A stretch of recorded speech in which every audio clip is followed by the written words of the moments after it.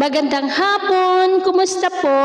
Narito po ulit ang update natin para sa lagay ng ating panahon ngayong hapon po ng August 31, 2024 na kung saan sa ngayon ay dalawang weather system ang nakakapekto po ngayon dito sa ating bansa. Mayroon pong habagat sa kanluran at yung trough ng LPA na nasa silangan po ngayon ng Surigao del Norte na nagbabanta po na lalapit bukas dyan po sa silangang bahagi ng Visayas na magdudulot ng mas maulan na panahon, lalo na po yan sa may Kabisayaan at ilang bahagi ng Southern Luzon at Mindanao. At hindi rin po inaalis ang posibilidad na lalakas yan bilang bagyo between 2 to 3 days at tatawagin po yan sa local name na Bagyong Enteng. At sa ating long range forecast, maliban po sa potensyal na Bagyong Enteng ay posible ulit na may mga sama ng panahon na mabubuo at dyan sa silangan at kanluran ng ating bansa sa susunod na mga araw na banta po dito sa atin at ang development po ng mga iyan ang ating babantayan. At sa lagay ng ating panahon ngayong hapon ay maulap ang kalangitan with isolated rain sa may Ilocos Region, Cordillera,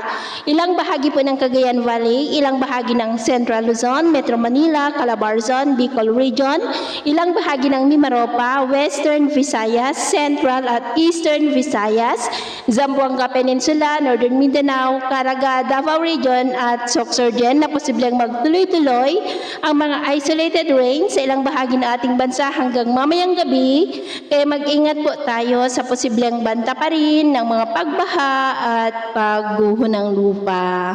At sa atin naman pong mga baybayin, wala naman po tayong nakataas na namang gale warning signals, pero ba yung pag-iingat lamang po kung papalaot tayo para po mas makaiwas sa mga sakunang pangkaragatan. So yun po ang latest update natin sa araw na ito. At ako po muli si James na nagsasabing sa kahit anong pagsubok po na darating sa ating buhay, huwag po tayong mawawalan ng pag-asa. Thank you and God bless!